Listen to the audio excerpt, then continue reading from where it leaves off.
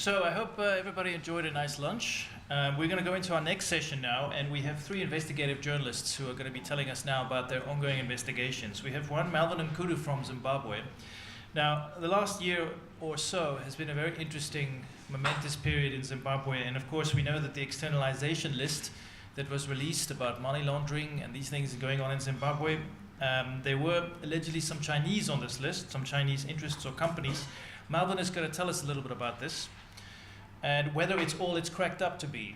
And then we're going to hear from Christian Locker and Solomon Mforgam, who's going to speak to us about illegal gold mining in Cameroon and Chinese companies involved there and what the situation is there based on their investigations. So if you let me welcome, let's start with Melvin. So thank you, Melvin.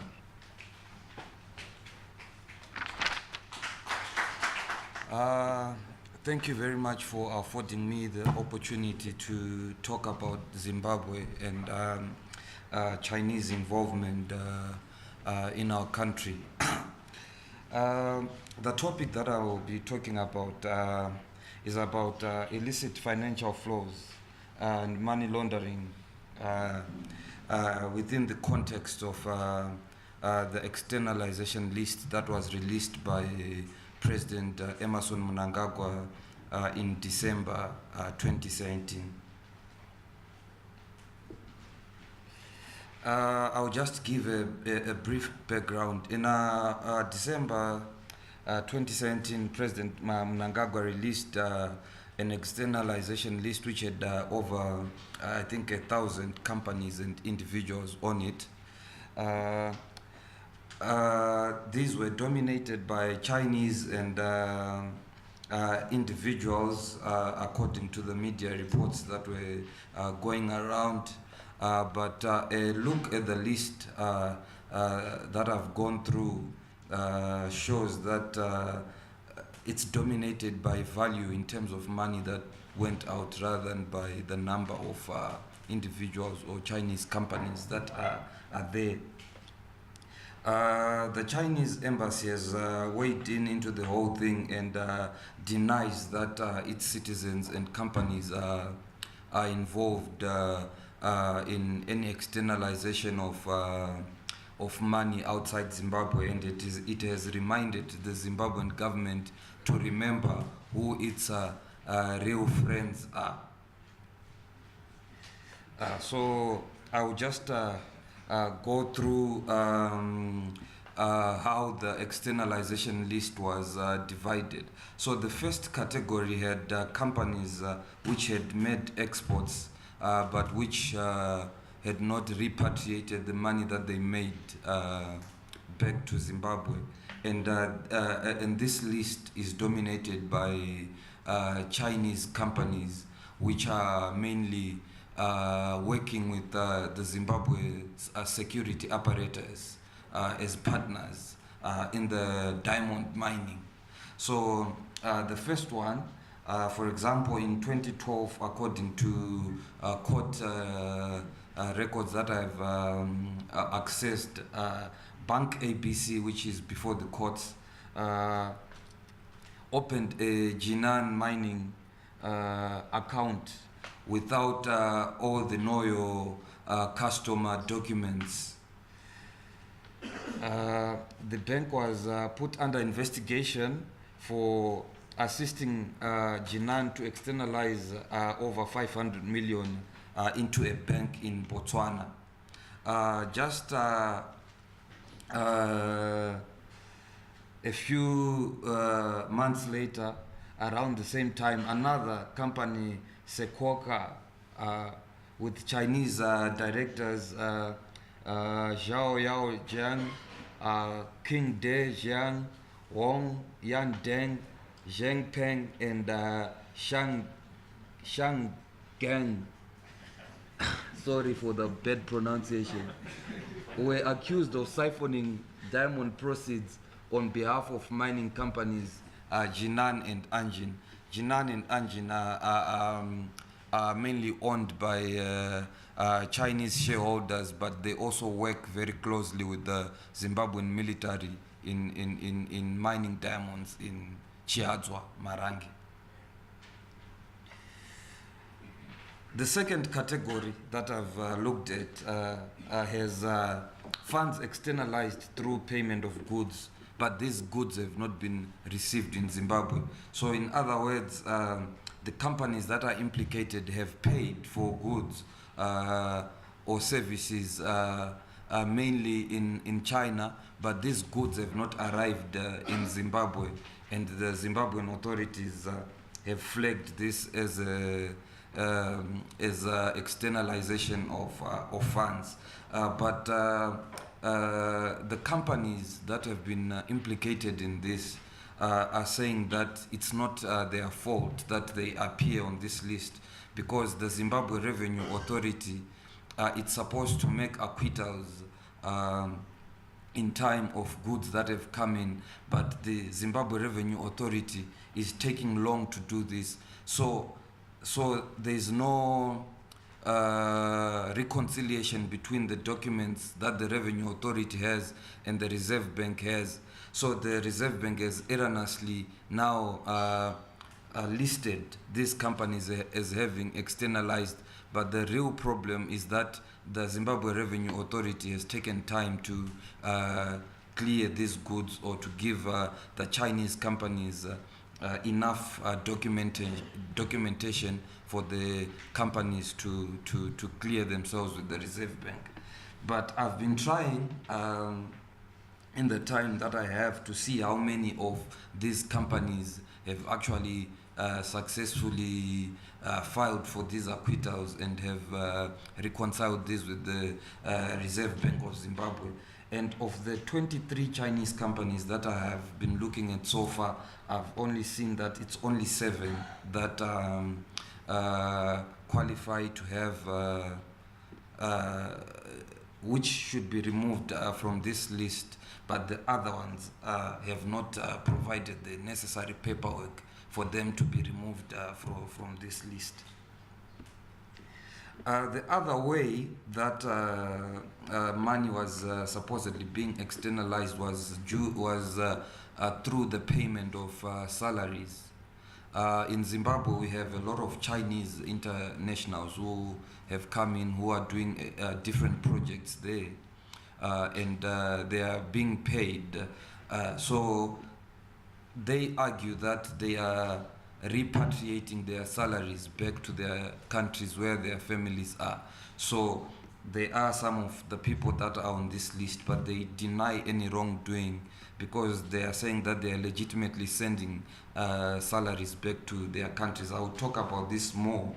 But also, I've managed to obtain a list of some of the employees that I'm still trying to study, and at least 3 of some of the employees that are given on this list are not registered with NASA.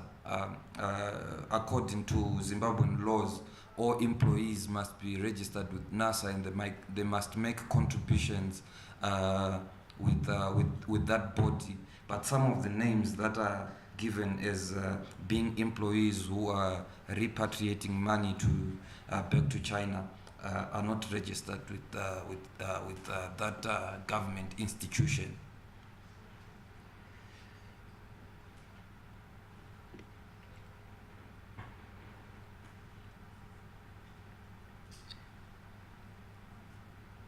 So yeah, in trying to analyze what I'm research and analyze what I'm coming up with, I've also seen that the footprint or the timeline of Chinese companies accused of externalization only starts from 2009. 95% of the cases that I've looked at so far, their time of having allegedly externalized funds dates back to 2009.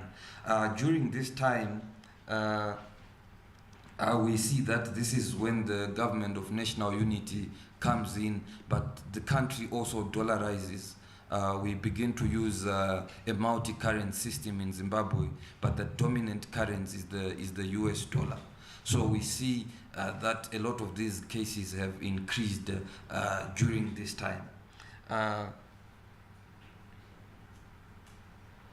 Zimbabwe also opened up its diamond fields to companies, particularly these Chinese diamond companies within that time. Prior to 2009, ordinary citizens were mining diamonds in the Chiadzwa fields, but after 2009, the government takes over the operations there and partners with Chinese companies. So those that are implicated fall within that timeline of the GNU. And ironically, at that time, like I've said, we are also now predominantly using the US dollar, which makes Zimbabwe maybe an attractive destination for people who want to engage in money laundering, but also who want to externalize. I think as I go down, you see that Zimbabwe actually didn't have any laws that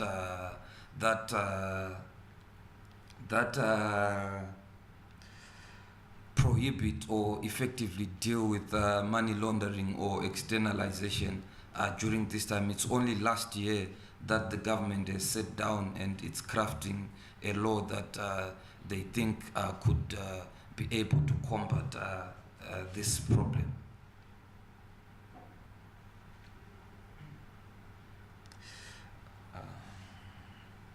Yeah, so with those laws in mind, I've seen through investigations that the legislative framework in Zimbabwe actually allows for or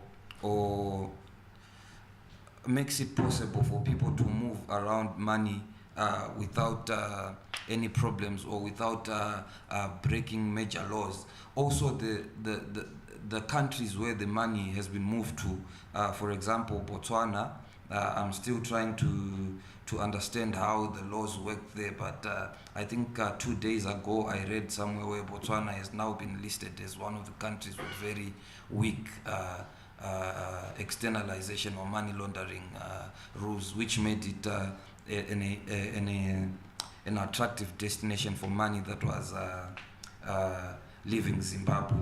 But also in my conversation with some tax experts and some immigration law, some immigration regulation experts so far, they've told me that Chinese people who come to Zimbabwe are subject to very harsh immigration laws which prohibit them from bringing in their families. So they are forced to leave their families in China, and they have a legitimate reason or cause to send money to their relatives or to their families there. So Zimbabwe has a very strict immigration law which makes it very difficult for people to settle there with their families. But also most of the companies that invested in Zimbabwe during this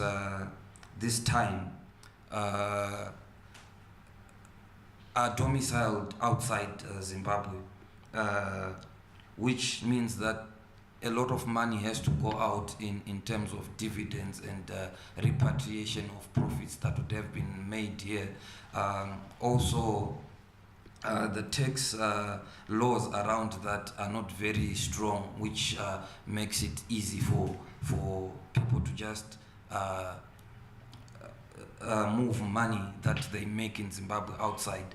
But also, according to the tax expert I've talked to, I'm still trying to talk to other business,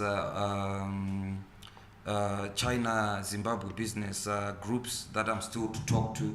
According to them, they are borrowing a lot of money from wherever they are borrowing to have their operations done in Zimbabwe, but they have to pay back this money with interest in US dollars. So this accounts as well for why a lot of money is moving outside Zimbabwe.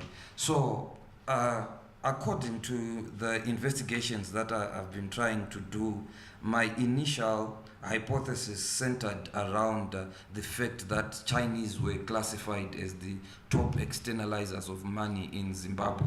But the data that I've so far have access to, including the list of Panama Papers that had Zimbabwean Zimbabwean companies and individuals seem to be disputing the notion that Chinese are the biggest externalizers of money. Instead, the investigation so far appointing me to a weak legislative system, but also an environment that is ripe or that attracts money launderers and people to externalize money out of Zimbabwe. I had also proposed to visit. We have a lot of Chinese small-scale miners in Zimbabwe, particularly in Shamva and Bindura, who are mining gold, but who also have equipment that they lease out to what we call makorokozas, the small-scale miners who do informal mining in those places. What I've gathered so far after visiting Shamva is that these people are paid in hard US dollars in cash, and no one knows what happens to that hard cash that they are being paid. So I'm still trying to adjust my hypothesis after the data and the documents that I have are proving that yes, while the Chinese have joined the bandwagon of externalizing money outside Zimbabwe. See Chinese coming with machine, modern equipment, and they start mining. You know, artisanal miners in Cameroon use pans and other rudimentary equipment. And if there is a competition, on one side we have people who use pans and rudimentary equipment, and on the other side we have Chinese with shovels, loaders, chemicals to wash the gravel, and all other modern equipment. So I don't know if you can see how this competition is going on in the field. Another interesting finding of my research is that the law also provides that after mining, the operator must make sure that the digs or the holes are covered. But that is not what is happening in this case with Chinese. When they finish digging, they abandon holes. And here comes another consequence, because the abandoned holes now become tombs for people and domestic animals. You can imagine a big hole that is abandoned. Sometimes you find water inside, and animals, domestic animals, fall in those waters. Sometimes you even find people, children, who fall in and die. So that is a serious issue. But when I went to the authorities and asked how come Chinese are mining in the region. First of all, they told me no, everything is coming from Yaoundé, our capital. So they don't have the power, the necessary power to intervene in this issue. I went to Yaoundé, and in Yaoundé, nobody to answer to my questions. Finally, I got one director from the mines ministry who told me off the record that there are people who are behind this Chinese illegal gold mining in Cameroon. And now I began to understand that there is something not clear that is happening. Villagers said, we don't know these people, we don't know how they come in our village and they start mining, and authorities say there are people behind the business. I just want to, because I don't have enough time about this presentation, just to say that I wrote a first story about what I'm just describing, about the incident, the tragedy, and so on, to say that because of this illegal mining, Chinese are causing death of animals, of persons. They destroy environment in eastern Cameroon, and nothing happened, no sanction to those Chinese. But the most interesting part of the story is upcoming, and it has to do with those ghosts who are behind the illegal Chinese mining in Cameroon. Who are those people? And I began to understand through my research. I found out that when Cameroonians get permit, because they want to get the permit, they contract with Chinese, and villagers are not aware of the business and the contract. They are just surprised to see Chinese. So what amount of money those ghost perpetrators receive from this business, this dirty business? That is one question I'm going to answer in my ongoing investigation. But there are other questions.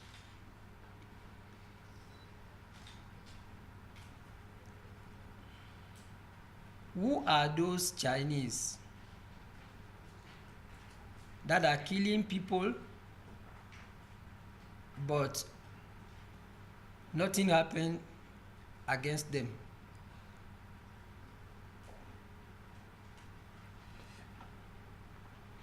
And it's difficult, because yesterday I had a presentation with Hong, my friend Hong, and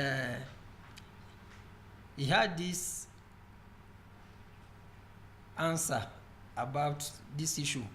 He said sometimes there are Chinese that are even not known by the embassy or the government of China that are in Cameroon. I mean, they are in Cameroon, but they are not known even by the embassy. Because in this case, we have Chinese, we don't know how they operate. Sometimes we say they have companies, but these are not companies. You find one guy with a machine and who employ Cameroonians to work with them, or to work for him, and sometimes they call it a company. No tax registration, no name of the company, only the name of the operator. Sometimes you hear Mr. Lu or Mrs. Lu or Mr. Wang, and so when you ask what is the name of the company, they say the company is called Mr. Wang. So that is another question. Who are those Chinese? We need to identify them.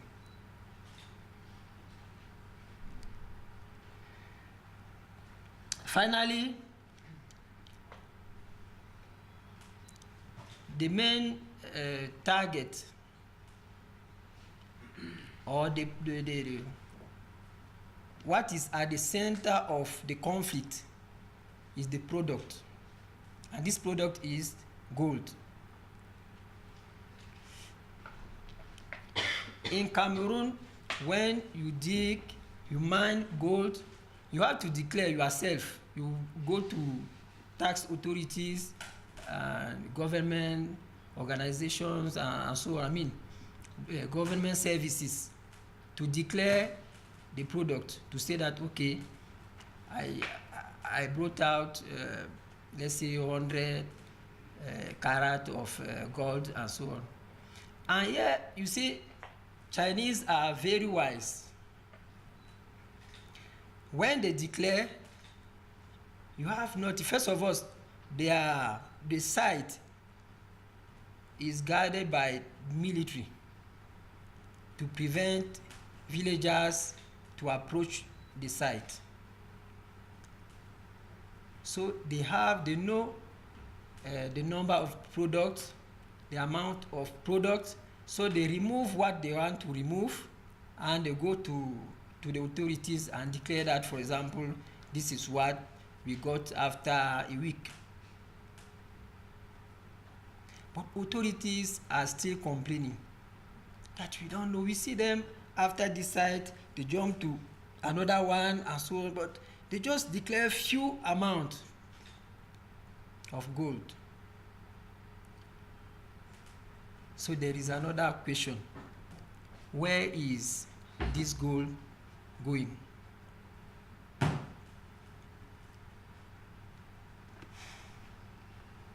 After answering those questions and more, I'm sure we understand what is happening in Eastern Cameroon as far as gold mining is concerned. Thank you very much.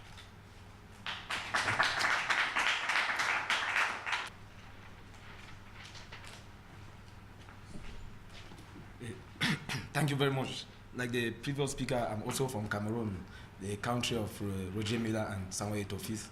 We are also several times African football champions. I'm doing an investigation that is a bit similar to that of my compatriot, but slightly different. So I'm looking at how illegal Chinese mining destroys livelihoods and fuel conflict in Cameroon, particularly in the eastern region of Cameroon. Just use Okay. So I will first of all give you a slight overview of how Chinese mining came about in Cameroon. As the previous speaker said, the Chinese are taking advantage of the ambiguity in the mining law in Cameroon to carry out this mining, and the activities are putting the lives of Cameroonians and the local community in danger and fueling conflict between the Chinese and the local community. I will explain to you how some of the conflict have led to death between Chinese and also of the local communities.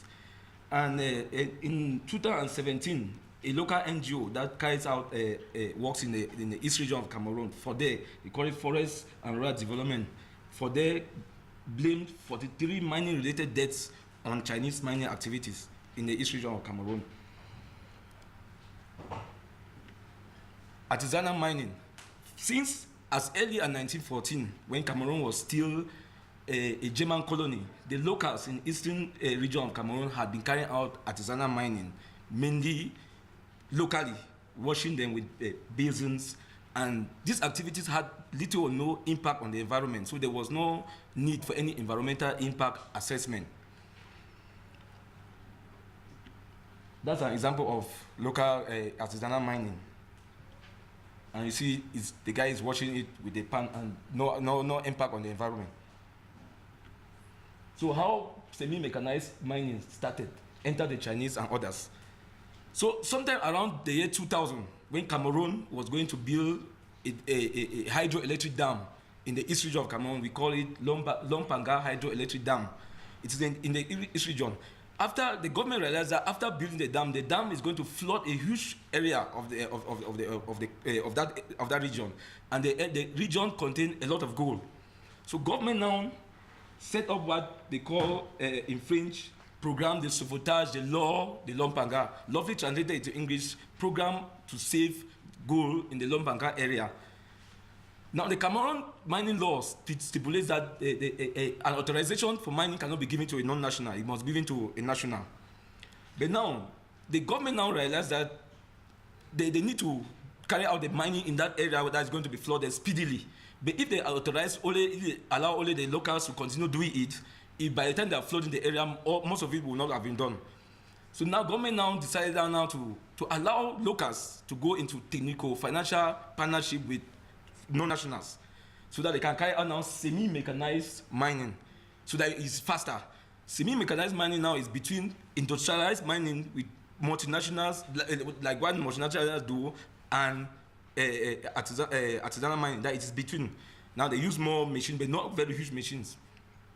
Now the area that's going to be flooded, when Chinese now started carrying out the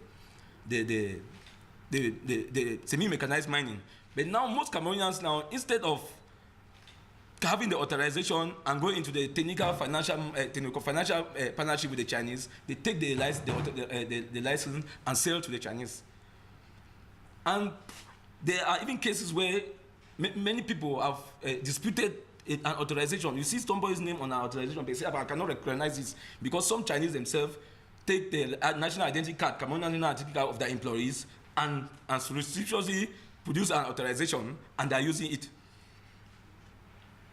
Now, because in the area where, in the case of semi-mechanized mining, you now need to do some kind of environmental impact assessment. But since the area that is going to be flooded, you don't need any environmental impact assessment because it will be flooded anyway.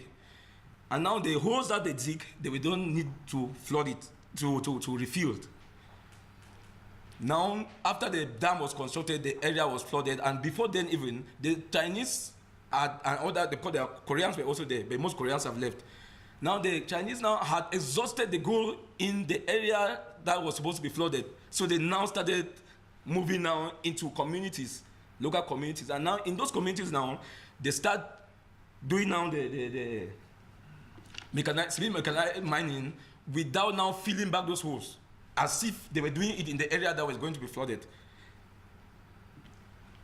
Okay, this is now semi-mechanized, different from the artisanal.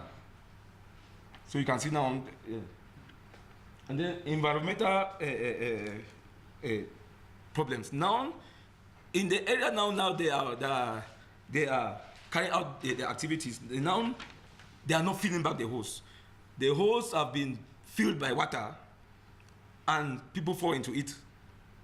And then now, because the Chinese need a lot of water to wash the soil, they have deviated waterways into the mining encampment, and the local communities downstream don't have water for the household. Now,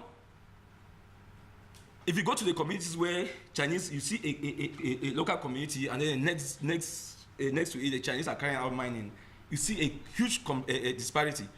The locals are living in thatch houses. There is no even a corporate social responsibility towards the community. The roads are completely bad. The Chinese, but they are taking out gold from there. Okay, they have left behind deadly cesspools that have been filled by water, and even livestock. I'll show you a picture of a cow that is stuck inside in one of the holes. When I visited the area, the cattle herders had gone because they could not even enter and get the cow out. Because if you get out there, you get in there, you'll be stuck. And even the water that comes down from the Chinese mining encampment is muddy, and it has silted most rivers waterways in the community. So the community does not even have water to drink. And the Chinese cannot even provide water or even boreholes for the community. You see, that's one example of a hole left behind by the Chinese. And you see it's filled by water. That's another. That's another. This is a local community, a village, and next door to it, the Chinese are mining. This place is called Haya. You see that they are living in thatched houses, and the Chinese miners are not doing anything with respect to the welfare of the community. That is the road to where one of the communities where the Chinese are carrying out mining. And in somewhere, another locality called Kolomin, 60 meters from a primary school, government primary school, Kolomin, the Chinese have dug a huge hole. And I saw pupils playing around the campus, and they could fall into that hole. And the hole is gradually being filled by water. And some of those holes are as deep as 50 meters. You may see it on the surface, and you think that it is shallow. It is very deep. Okay, and then in that same Kolomin, this is a community called Zengene. Let me show you the picture that is clear. You will see thatched houses. That there's a minority community in Cameroon called the Mbororos. They are indigenous people. These people have been living in this area for centuries, since their grandfathers, their fathers have been living in that area. But you see the Chinese now digging this hole in mining. And look how close some of those houses are. They can fall. But by the end of the day, they'll leave it like that. And then the issue is that the Chinese cannot even refill it. The miners cannot refill it because they dig, put it in a truck, and take it away to the camp to wash. If you want to come and refill, it means you have to rob Peter somewhere and to come and pay for. You must dig soil somewhere to come and refill it. And this community is going to be rendered homeless.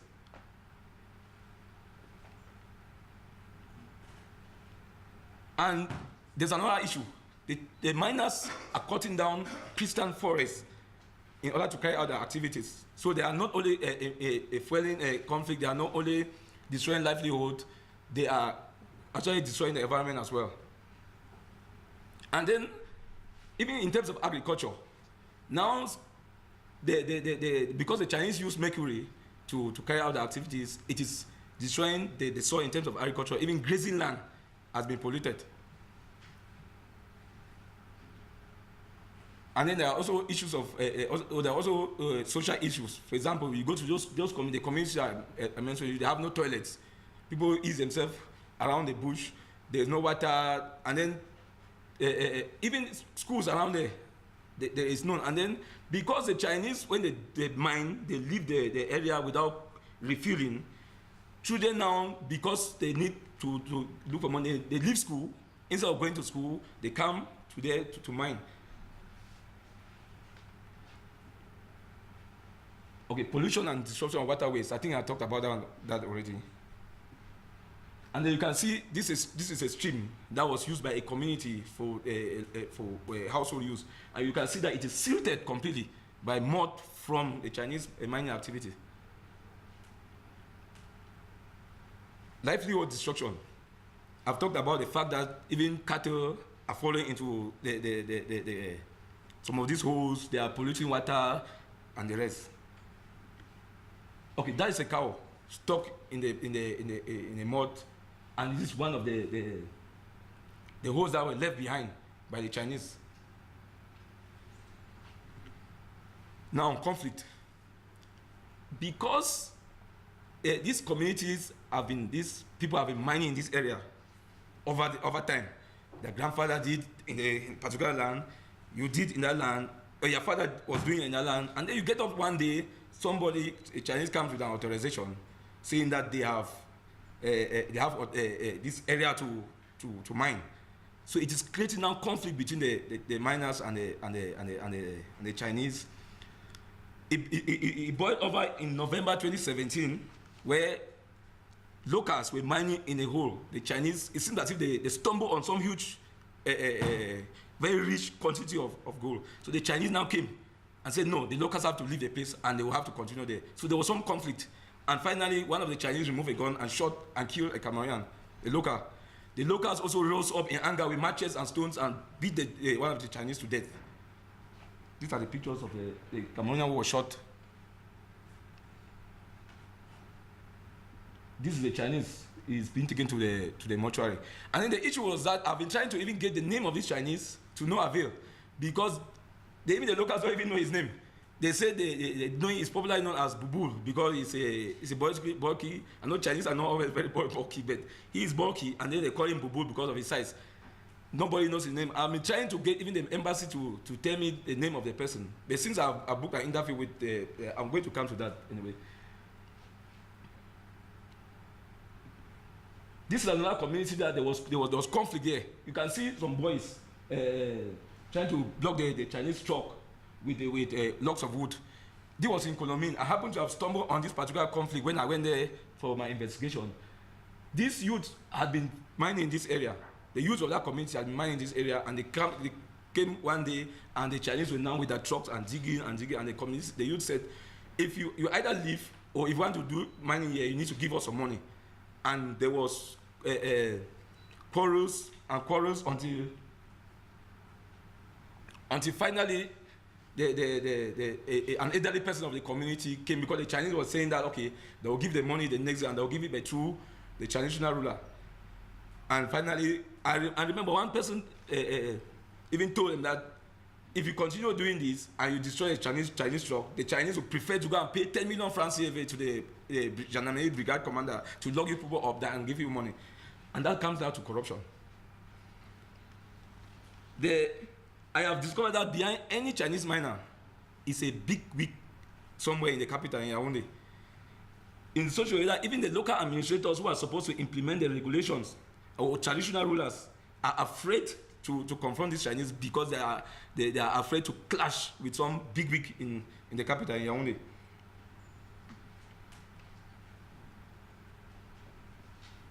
Okay, death traps. They have also left behind death traps. On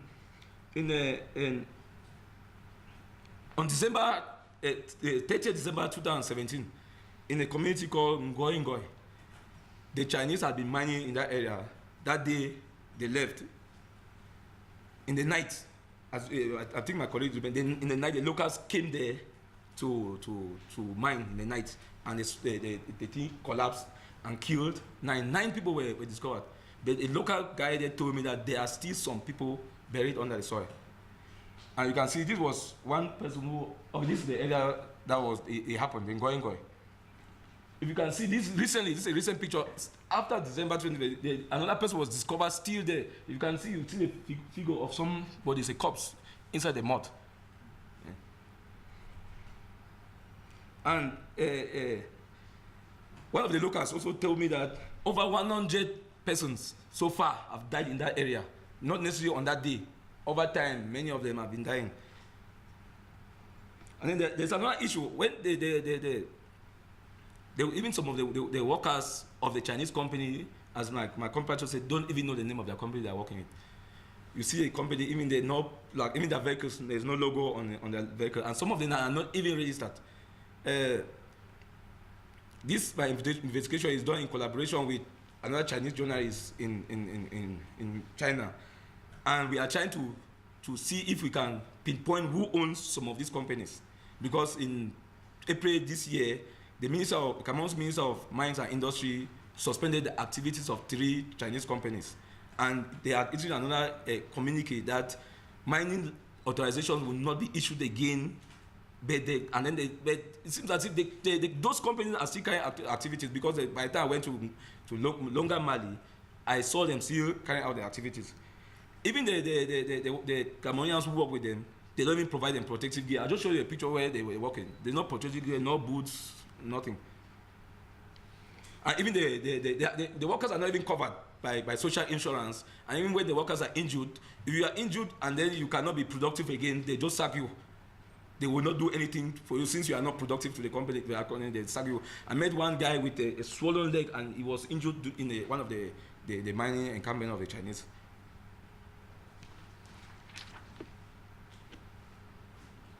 Okay, now where does the Chinese mine gold end up? In Cameroon government set up some because the artisanal and semi-mechanized mining in Cameroon is considered as the informal sector in mining. So the government of Cameroon decided to set up an organization called CAPAM. In French, it's the Cadre d'Appui à l'Artisanat Minier. That is a government program which helps to recover from the informal sector all gold produced in Cameroon. So the gold comes to the company. It's set up also to transfer gold produced in the country to official circuit. Then it tries to allow government to outrun smugglers, because most of this gold that is mined illegally is smuggled. It helps check price, actual output of miners, supervise miners in the commercialization of their gold. This is what it's supposed to obtain. If you mine gold in an artisanal manner or semi-mechanized manner, you need to take the gold to CAPAM, and CAPAM will pay you money according to the price set by the government. And then is the Cameroon government now decide what to do with the gold, either to keep it as Cameroon's gold reserve or to sell it in the world market. But now the Chinese miners will declare, instead of declare all the gold, they'll declare just maybe 20% or 10%, and then smuggle the rest out. And how do they do that? I talked with some of the community. That's what I'm seeing. That's the last part of my investigation. Now I'm still investigating how they smuggle they go out. But somebody told me sometimes they take the parts of their vehicles or their bulldozers, and when the drivers themselves know that the part is still working, but whereas they are taking it and taking it to China to repair, but they remove it and smell the gold inside, and then now they smuggle it to China. Some they use gas bottles. In Cameroon, we don't use gas it's not a pipe. We have gas bottles. So they in their compartment, they cut it and make another compartment within, and then they put the gold and export. Sometime ago in the Douala International Airport, this was in the case, it was diamond anyway, worth 10 billion or so, France CFA. I don't know, I need to convert that in dollars or in rands. So far in my investigation, I've interviewed locals, I've interviewed community leaders, I've interviewed traditional authorities. Some of the traditional authorities did not want to talk because they are working in complicity with the Chinese. But one talked to me because my fixer was his friend's, was a friend of the traditional ruler's son. So he spoke to me. I also talked to the woman, the wife of the person whom the Chinese killed. I spoke to the wife and the brother and other eyewitnesses, people who witnessed the event. I've also spoke to Transparency International Cameroon, Extractive Industry Transparency Initiative, the official in Cameroon. I've spoke to somebody from National Resource Governance Institute, Evelyn Sange, the Africa co-director. I've spoken to other people concerning non-governmental organizations that work in the area. Now, to get the Chinese side of the story, I could not talk to the Chinese because when I went there, they said, no, I need authorization from me. I only before they will talk. That is the policy. And now, I'm trying now to take a shortcut to still have a Chinese side of the story by interviewing somebody at the embassy. So I've booked an interview with the name is my friend is the name is very cumbersome. So when I called him, he said I need to write to the embassy officially to get the interview. I've written, so I'm still waiting for him to write back. And then to get the government side of the story, that is another very cumbersome thing. The local because Cameroon is the administrative structure of Cameroon is you have subdivisions, you have a division, and then you have region. The subdivisional delegate of mines in the area. When you go to him, he tells you, no, I need authorization from my boss. That's the divisional delegate. You go to the divisional delegate, he tells you, no, I need authorization from the regional delegate. You go to the regional delegate, he tells you, I need authorization from the minister. And now to interview the minister, that is near impossible. But now what I'm going to do is go to I've gone to the ministry. They kept telling me that no, the minister is not there. Let me write that. Okay, I will not have one-on-one interview with the minister, but I can write the questions, they will answer. I'm still waiting. But now I want to get somebody in the ministry who can give me the information maybe off the record, and then I can take your background from maybe a mining expert. And then, okay, some of the challenges I face, I'm facing in the investigation is getting people to talk. Maybe many of the locals did not even want to talk because the Chinese have instilled a lot of fear in the locals. One guy told me that the fear of the Chinese is the beginning of wisdom. They don't want to to talk. And then now even the local administrators are working in complicity with the Chinese.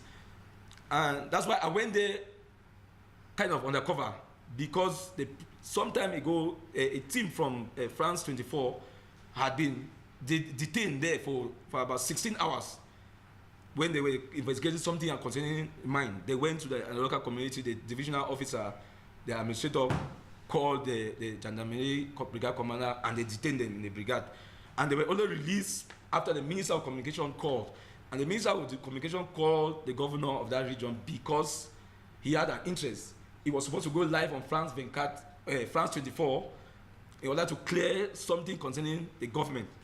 And when they had put him the microphone in front of him, makeup done, everything, and ready for him to be taken live, the France 24 team in Paris said they cannot take him live because their colleagues are detained in the East region.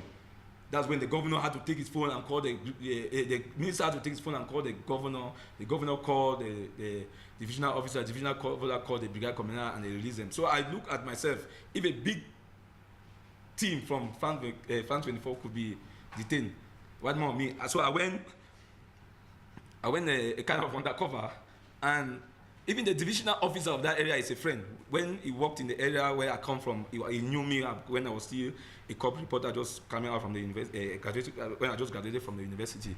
But I did not tell him, because my fixer told me that if you tell him that this is what you are doing, we want to go and interview him, he's going to maybe stop you because he is also involved, despite the fact that he's your friend. So I'll call him for an interview later on, now that I've already come back from the area. I did that anyway. He told me he doesn't want a telephone interview, that when he comes to Yaoundé, within this month, he will do the interview. Thank you very much.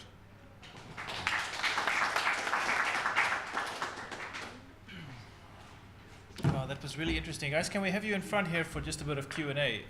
Christian, Solomon, and Melvin, can we have you in front here for a little bit of Q&A? We have about 20 minutes, so we have a microphone, which is... Where's our microphone?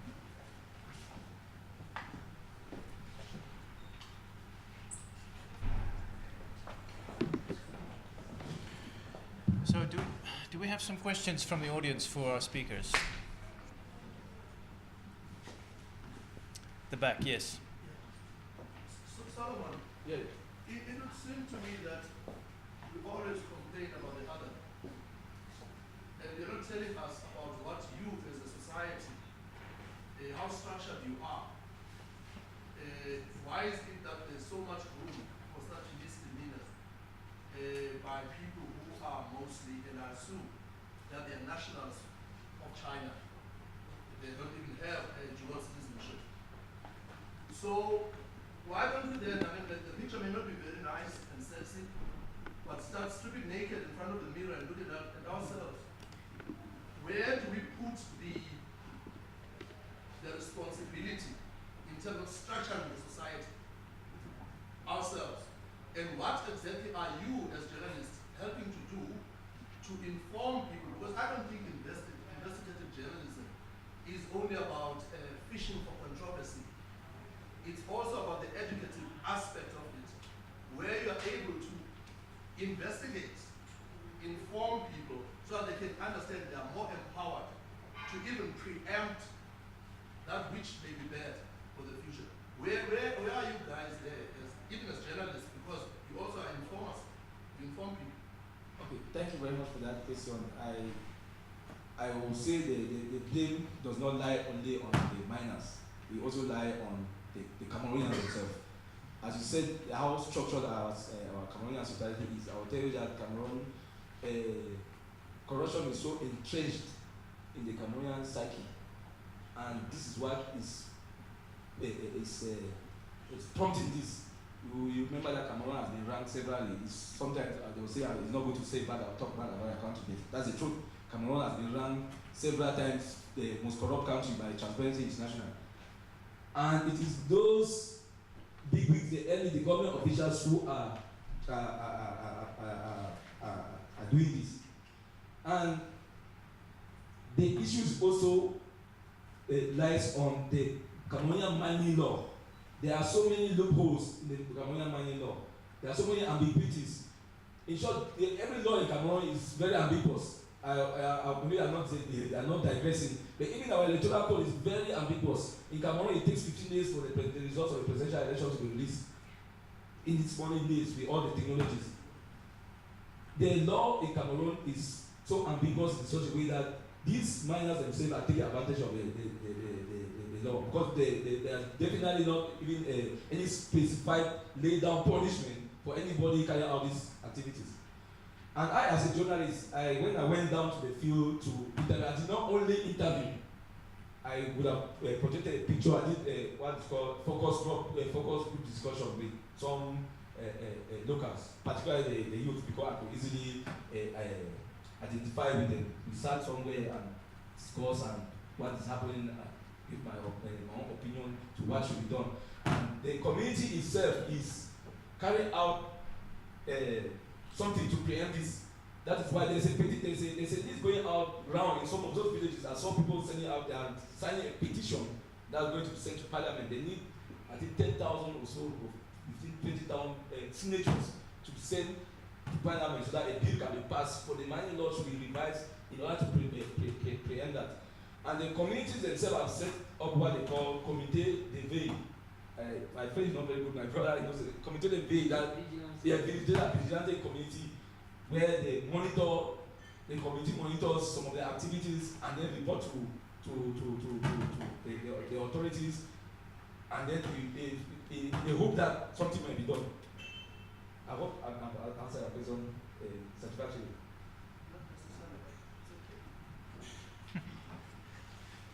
Yes.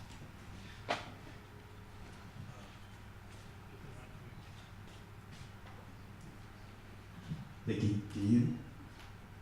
This question is to my brother here from Zimbabwe. Has there been any visible change in the way the government is looking at the whole China-Africa relationship with this new recent change in leadership?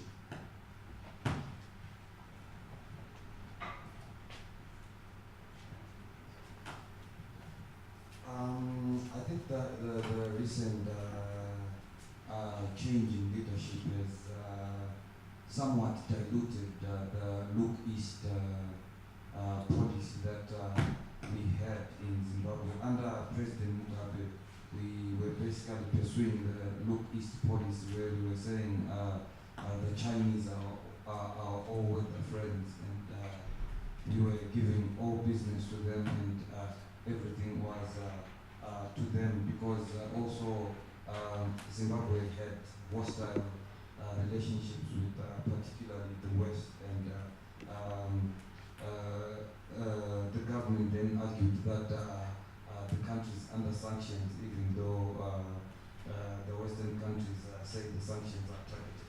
But under this new government, they've been talking about opening the country up for business, and there's a push towards re-engagement with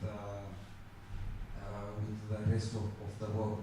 So I think even though there's still very much an inclination towards dealing with China, because we still have people in the government, for example, the presidential advisor, Mr. Mutamba, who had a very much strong inclination to dealing with China, and is pushing for Chinese interests through mining. I've been to Norton, where they virtually own all the chrome mining that's happening there, but they're also very strong within the tobacco industry. I think making a 1.2 billion tobacco Zimbabwe investment there. But we are also beginning to see engagement with the other bloc. So we no longer have this strong bias towards dealing with the Chinese. I think this is also what has now informed the exposing of this list, because prior to this list being released, our all-weather friends there was a deliberate political policy to treat our all-weather friends with kid gloves.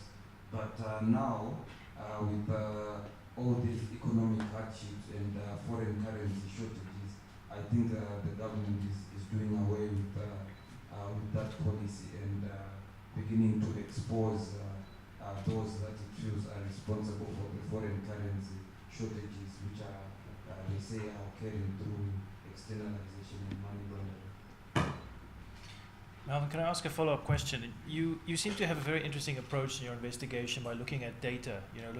So can you maybe tell us a bit about the process of your investigation and how much do you run into? Sometimes you run into walls or obstructions, or if by working with this data, is that readily available? I mean, can you tell us a little bit about the process of your investigation?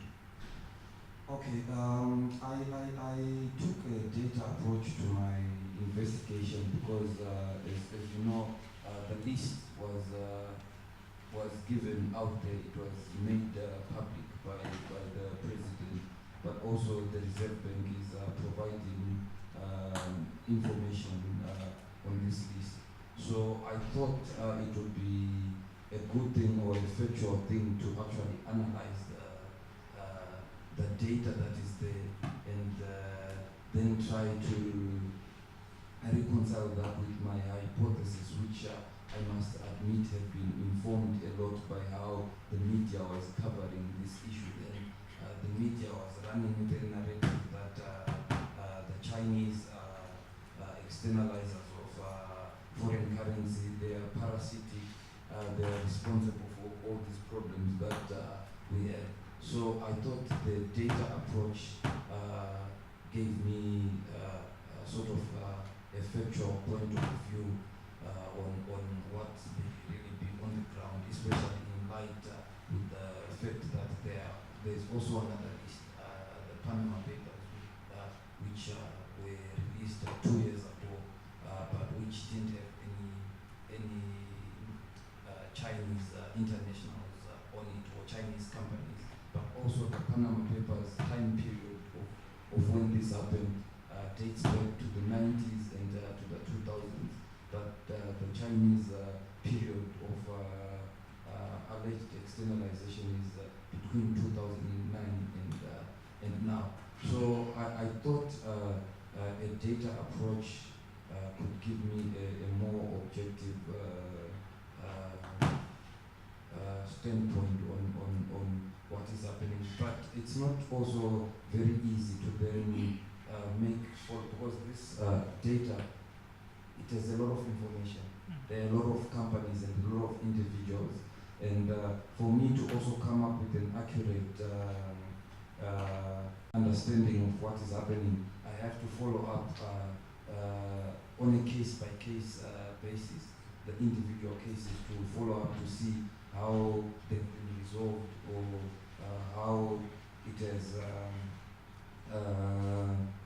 has been resolved, because the Chinese, for example, are contesting that they are legitimately on that list, and they are saying that they are blaming the laws, but also they are saying that they've done their paperwork, but because of the inefficiency of Zimbabwean authorities, they found themselves to be on that list.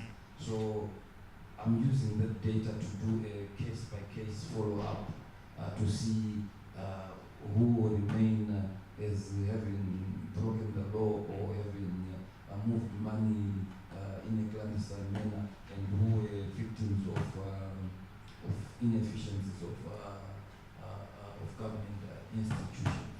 So I thought maybe a data approach to this kind of investigation is better than following the political narratives or the feelings of people which may be influenced or influenced by their political preferences. So the media narrative on this seems to have been not quite correct, how it was portrayed in the media, especially concerning the Chinese. Yes, it's from what I've found so far, I think it's unfair because while there are legitimate cases like the list of workers that I talked about, I've managed to obtain a list of Chinese workers that are said to be working in Zimbabwe, but some of them are not registered, which means some of the salaries which are said to being repatriated may actually be being repatriated to fake individuals who do not exist or who are not in Zimbabwe altogether. I think my friend here also talks about a similar problem where they can't identify the person who's been killed. So I think we also have such a problem where people are listed as working in Zimbabwe and money being repatriated in their names, but this is not happening. But when it comes to externalization by companies, for example, you find that you also have companies owned by black Zimbabweans engaging in the same sort of practices, which points to weak laws rather than to the character of the Chinese as the media might be trying to portray. That's very interesting. Do we have more questions, comments? Yeah, I'm just curious about if the Chinese are misidentified in media,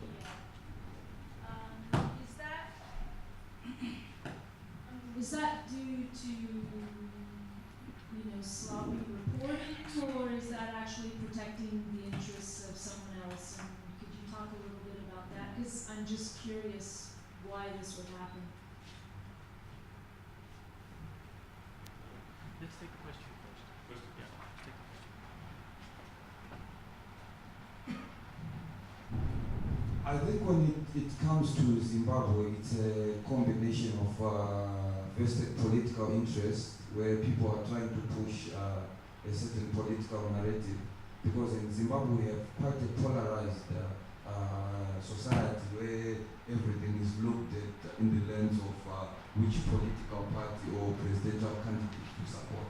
So the Chinese are generally in Zimbabwe associated with supporting ZANU-PF, and they are then lumped to be responsible for the oppression or for the bad things that happen in Zimbabwe. So if it's particularly private media that's pushing that narrative, it's also because of vested interest. But in many instances as well, I'll allege this because I've never done a scientific study, for example, to say what I'm saying is the correct position. But I think there's a lot of ignorance as well within our own media and a reluctance to use figures and facts.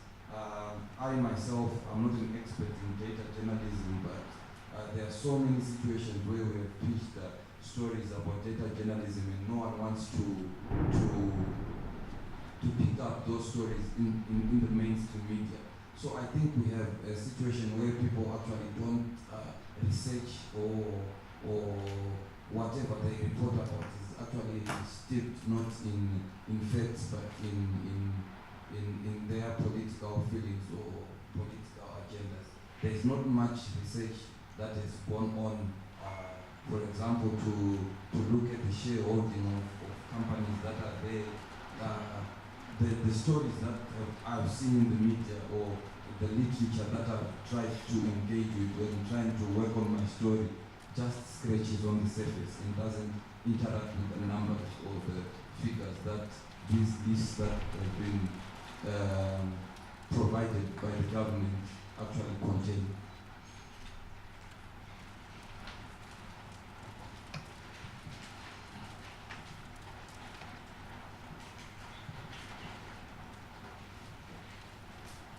Good afternoon. My name is Jay. My question is put to Melvin. In Zimbabwe, journalists during the presentation will touched about this line actually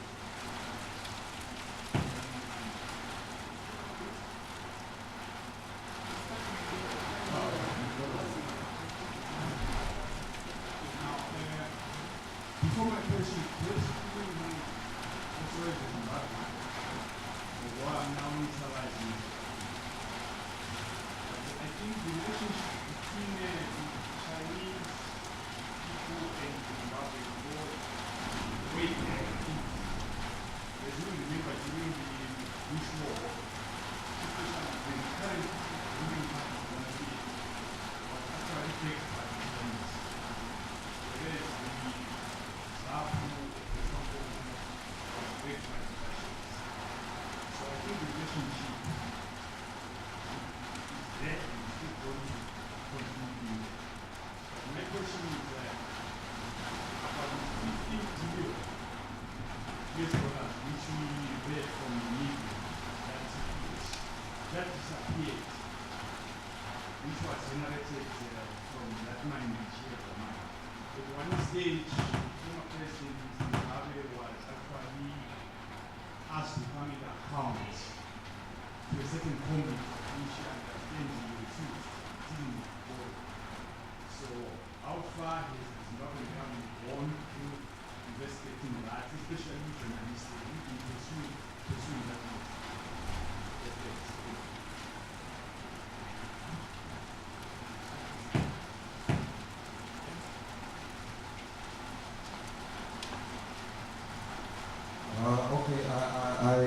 I'm very happy for that contribution and for those questions.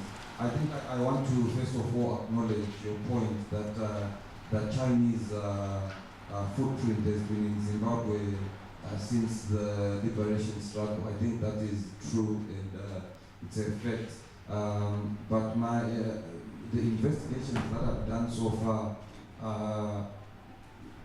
have revealed to me, maybe I haven't interacted with many documents, but the ones that I've interacted with show that even though the Chinese have been our all-weather friends since the liberation struggle, reports of them externalizing money out of Zimbabwe, you can trace them back to 2009.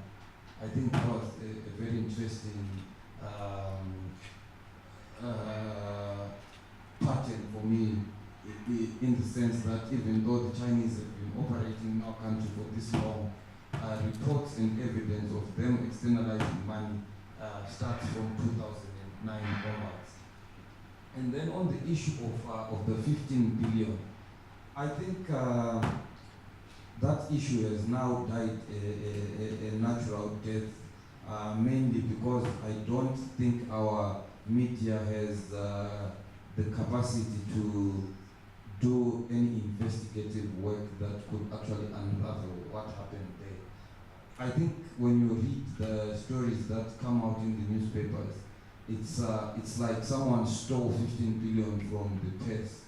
But when you actually interview people or try to understand what happened, you then see that there's a lot of value that was lost because of things such as transfer pricing and things like that. And I don't think within our media there's that understanding of things such as illicit financial flows.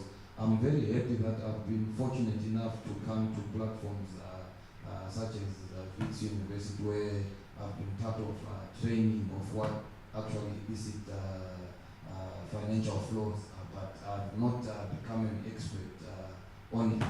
And I can only imagine that most of my colleagues in the newsrooms don't actually understand these concepts, and there's need to actually invest in teaching people these things in order for us to have capacity to unravel mysteries such as the 15 billion disappearance that you're talking about.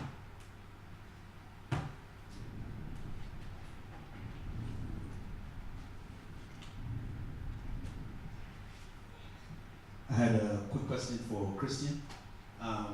You brought up the question, you asked an important question, you said, who are these Chinese?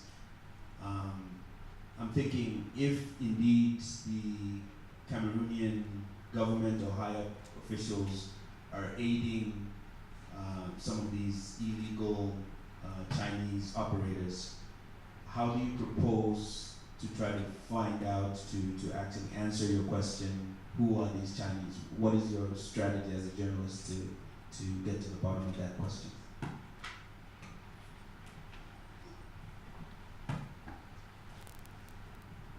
Okay, thank you. Yes, the strategy, of course, as you said, it is difficult